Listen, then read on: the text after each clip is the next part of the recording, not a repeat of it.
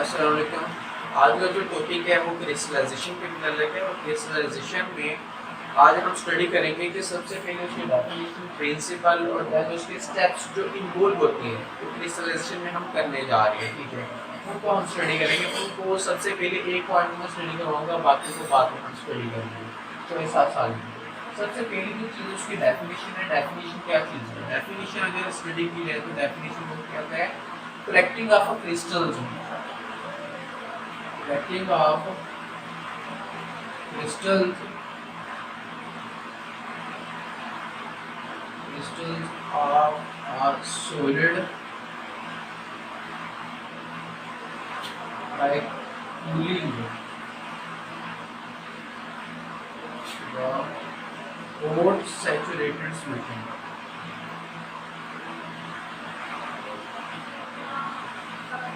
मतलब एक hot और सैचुरेटेड सॉल्यूशन है। सैचुरेटेड सॉल्यूशन ऐसा सॉल्यूशन होता है जिसमें मजीद सॉल्यूट जो है वो डिसॉल्व नहीं हो सकता, ठीक है।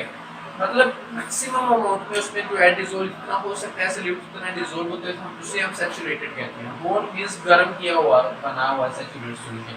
जब उसको हमने कूलिंग करना है तो कूलिंग करने के बाद क्या होता है कि उसमें से जो क्रिस्टल्स को हम उसमें क्रिस्टल्स बनते हैं, क्रिस्टल्स को जब अलग करते हैं तो उसको हम नाम देते हैं कि क्रिस्टलाइजेशन। क्या कहते हैं उसे? क्रिस्टलाइजेशन।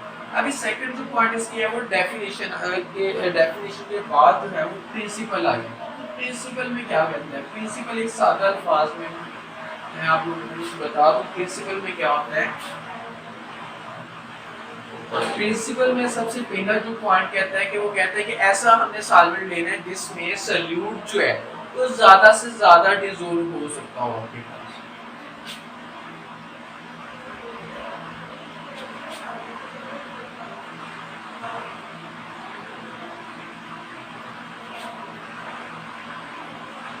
excessive amount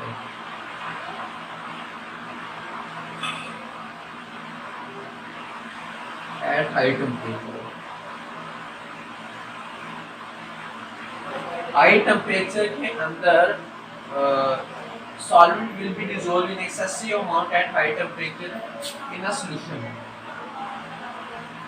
ना सॉल्वेंट कह लें क्योंकि सॉल्वेंट जो कि हाई टेम्परेचर के अंदर जिसमें सॉल्यूट जो है वो बहुत ही ज्यादा डिसॉल्व हो सकता हो। सेकंड एंड देन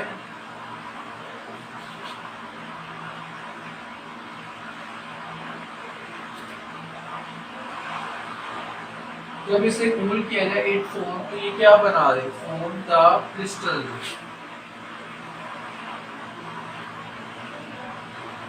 क्रिस्टल्स बना दे। तो इस अमल को हम नाम देते हैं क्रिस्टलाइजेशन का। मतलब हमने ऐसा सॉल्वेंट लिया जो कि हाई टेम्परेचर के ऊपर बहुत ही ज्यादा सॉल्यूट को डिसॉल्व कर चुके हैं, ठीक है। देन उसे क्या करना है? हमने कूल करना है। जब कूल करना है तो उसमें क्या बन जाएंगे? क्रिस्टल्स बन जाएंगे। तो इस सारे के सारे प्रोसेस को हम नाम देते हैं क्रिस्टलाइजेशन का। मतलब एक उसका प्रिंसिपल हमने बता दिया कि असल में वर्क इसमें क्या है, ठीक है। सेकंड जो वर्क है इसमें हम स्टेप्स को इन्वॉल्व करते हैं। एक जो है वो करते हुए फिल्ट्रेशन करते हुए जो हम स्टेप्स को इन्वॉल्व करते हैं उनको हम स्टडी करते हैं। सबसे उसने पहला जो पॉइंट उसने बताया कि स्टेप्स इन्वॉल्व इन क्रिस्टलाइजेशन में choice of a solvent, solvent की चॉइस कैसी होनी चाहिए। अगर सॉल्वेंट की चॉइस की बात की जाए तो हम कहते हैं कि सॉल्वेंट जो है फॉलोइंग फीचर्स रखने वाला हो। ऐसा सॉल्वेंट हो जिसमें कुछ फीचर्स हो, कुछ खासियत हो उनके पास। अभी क्या फीचर्स हैं उनकी पॉइंट्स को हम अभी क्लियर करते हैं। सबसे पहले वो पॉइंट को जो क्लियर करता है कि वो डिसॉल्व करने वाला हो। किसको डिसॉल्व करे? डिसॉल्व द सॉल्यूट एक्सेसिव, बहुत ज्यादा सॉल्यूट को डिसॉल्व करे एट इट्स बॉइलिंग पॉइंट। मतलब एक सॉल्वेंट का जो बॉइलिंग पॉइंट है उस बॉइलिंग पॉइंट के ऊपर पहुंचने तक उसके अंदर जितना सॉल्यूट जो है वो ज्यादा से ज्यादा क्या हो जाए? डिसॉल्व हो जाए। और इसी के साथ एक सेकंड पॉइंट है एंड लेस डिसॉल्व, और कम डिसॉल्व हो एट इट्स रूम टेम्परेचर, उसके रूम टेम्परेचर को। एट रूम टेम्परेचर लिखिए वो कहता है कि अगर रूम टेम्परेचर है तो उसकी अमाउंट सॉल्यूट की कम डिसोल्व हो, मतलब डिसोल्व हो लेकिन कम हो, ठीक है। लेकिन जब बॉइलिंग पॉइंट तक पहुंची तो उसकी जो सॉल्वेंट सॉल्यूट की मकदार है वो बहुत ही ज्यादा डिसोल्व हो जाए, ऐसा सॉल्वेंट हमें चूज करना है, ऐसा सॉल्वेंट हमें चूज करना है, ठीक है। फर्स्ट पॉइंट उसका ये है। फर्स्ट पॉइंट के बाद हम सेकंड पॉइंट की तरफ चलते हैं। तो सेकंड पॉइंट में वो क्या कहते हैं, सेकंड पॉइंट को ये कहता है कि वो एक महंगा जो है वो नहीं होना चाहिए, मतलब इनएक्सपेंसिव हो। Expensive now it will be a inexpensive, कि हमने काम लेना है तो काम हम महंगे से भी ले सकते हैं, कम महंगे से भी ले सकते हैं। जब हम कम महंगे से काम कर सकते हैं तो इतनी हमें क्या जरूरत है कि हम जो है वो पैसे ज्यादा खर्च करें, ठीक है। It will be N inexpensive solvent, ऐसा होना चाहिए जो कि ज्यादा महंगा ना हो। सेकंड थर्ड पॉइंट की अगर मैं बात करूं तो वो कहता है कि सॉल्वेंट ऐसा होना चाहिए जो कि इम्प्योरिटीज को डिसॉल्व ना करे, ठीक है। इम्प्योरिटीज को डिसॉल्व भी ना करे और इम्प्योरिटीज को सॉल्यूट के साथ भी डिसॉल्व ना होने दे, क्योंकि सॉल्यूट के साथ मिलके तो हमारा तो सब्सटेंस हम क्रिस्टलाइजेशन में हासिल करना चाहते हैं तो रोक हो गया। तो ये कहता है कि इट डज नॉट डिसॉल्व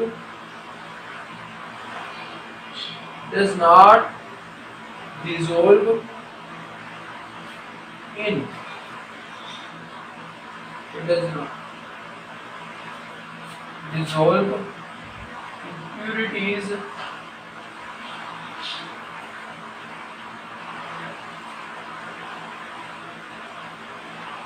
अपने खुद के साथ और या फिर सॉल्यूट के साथ, मतलब जिसके हम क्रिस्टल या क्रिस्टल्स के साथ लिखेंगे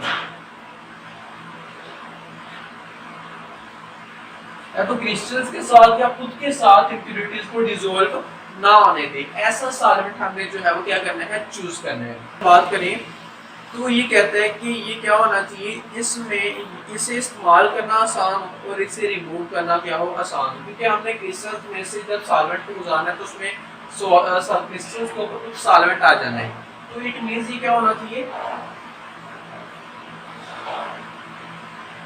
इस्तेमाल करने में आसान हो, एज रिमूव, और रिमूव करने में भी आसान हो, मतलब रिमूव करने में भी जो है आसान हो, इजी हो, इजी टू यूज या रिमूव, इस्तेमाल करने में और रिमूव करने में क्या होना चाहिए, इजी होना चाहिए। अगर फोर्थ पॉइंट की फिफ्थ पॉइंट की अगर मैं बात करूं तो फिफ्थ पॉइंट को ये कहता है कि ऐसा सॉल्वेंट लेना है जो केमिकली रिएक्ट ना कर दे। अगर ये कह रहा है कि it should not react chemically, not react chemically, इसके साथ विद सॉल्यूट, मतलब सॉल्यूट के साथ केमिकली रिएक्ट ना करने वाला हो, ऐसा सॉल्वेंट नहीं लेना जो कि सॉल्यूट के साथ केमिकली रिएक्ट कर ले, बाद में चेंज ही ना हो क्रिस्टलाइजेशन में, ठीक है, क्रिस्टल्स बना ही ना, तो ये ऐसा सॉल्वेंट हमने नहीं चूज करना। इसके बाद एक लास्ट वाले पॉइंट है, लास्ट वाले पॉइंट को ये कहता है कि कूलिंग के ऊपर ये क्या हो, वेल डिपोजिट फ्रॉम क्रिस्टल्स, वो एक अच्छे क्रिस्टल्स बना दे, बहुत ही क्या बने, अच्छे क्रिस्टल्स बना दे। चलिए मैं इसको जो ऊपर वाला इसी को थोड़ा सा रेज कर देता हूँ। It form well shaped crystals,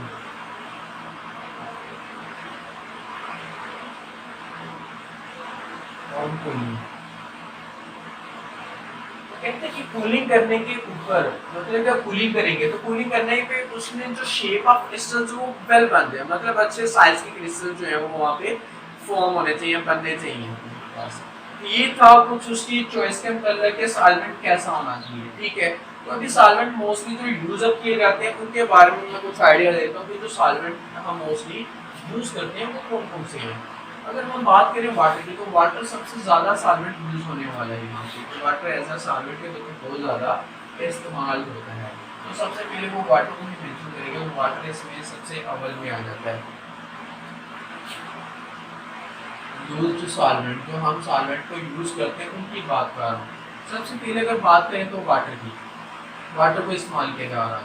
water के बाद carbon tetrachloride, petroleum ether,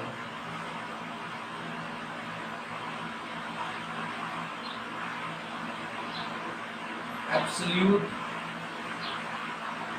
ethanol,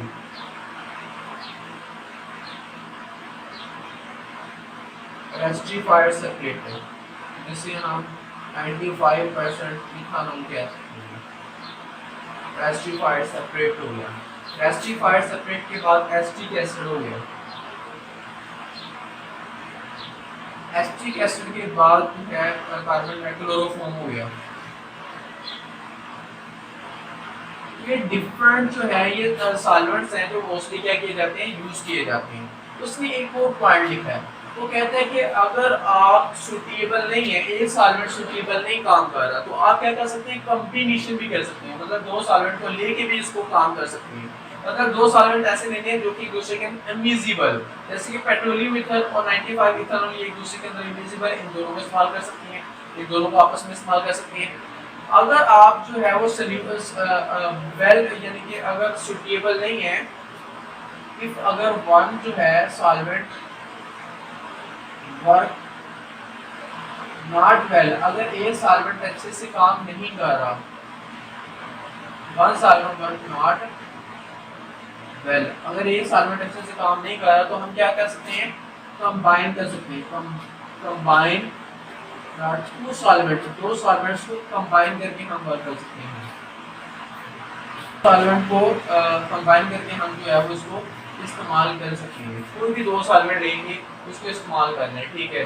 अगर सेकंड जो इसमें पॉइंट है वो मैं ये बताना चाहता हूँ, सेकंड पॉइंट इसमें ये है, लास्ट वाला पॉइंट ये हम कह सकते हैं, लास्ट वाला पॉइंट ये है, इसमें वो बताता है कि अगर कोई ऐसा सॉल्वेंट है जो कि फ्लेमेबल है, क्योंकि हमने सॉल्यूशन को हॉट सैचुरेटेड में चेंज करना होता है, गर्म करना होता है, तो अगर वो फ्लेमेबल है, अगर वो फ्लेमेबल जो है, फ्लेमेबल सॉल्वेंट है, तो हमें क्या करना चाहिए, हमें प्रोसिक्यूशन करनी चाहिए, क्योंकि उसको आग लग सकती है गर्म करते हुए। अगर इसका फ्लेमेबल सॉल्वेंट है तो देन हमें क्या करना चाहिए, वाटर बाथ देना चाहिए, वाटर बाथ के जरिए, मतलब वाटर के जरिए उसे हीट करना चाहिए, वाटर बाथ हीटेड होना चाहिए, तो वाटर के जरिए उसे गर्म करना है, आपने वाटर गर्म करना है, वाटर में आगे स्टीम्स बनानी है, स्टीम से आगे वो गर्म होगा, तो इससे फ्लेम लगने का जो चांसेस है वो कम से कम हो जाएगा, मतलब फ्लेम नहीं लगेगा, ठीक है। तो इस तरीके से आपने इसको प्रोसिक्यूशंस को देख लेना है, ये हमने इसके लिए याद करनी है। बाकी ये सारा का सारा मैंने कंप्लीटली समझा दिया कि इसमें क्या क्या चीज़ें होती हैं। मेरे ख्याल से कंप्लीटली आप जो है वो समझ गए होंगे। ओके, खुदा हाफिज़।